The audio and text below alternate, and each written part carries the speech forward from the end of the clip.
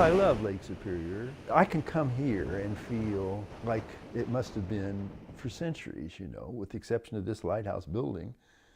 There's nothing here. This story starts in 1954 when Loren Graham was trying to win a woman's heart. My wife, her family, the oldest family on Grand Island, started coming here in 1883. I was brought to the island in 1954, sort of on trial, because if I was going to marry the daughter, Pat Albjerg, it was required that I love Grand Island, and so it was a test to see if I did. He did, but love wasn't the problem.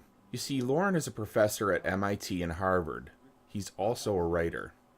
He wanted a place more secluded than where his wife's family lived, which is by the south end of Grand Island. He needed a place to write. And I heard that there was an old abandoned lighthouse at the north end of the island, 8 or 10 miles away from the cabin. At that time, there was no way to get there by vehicle. You just had to hike. When he got there, he found this, the Grand Island North Light. It sits on a 200-foot cliff above Lake Superior. It did not look the way it does today. Windows was broken, the kitchen floor was collapsing, the ceilings were collapsing. It was a mess, but it was the place I wanted. He bought it in 1972. Then the real work was about to begin. Imagine trying to get supplies to a place that at the time had no roads. It's the hardest thing I ever did in my life. There were moments when I almost gave up.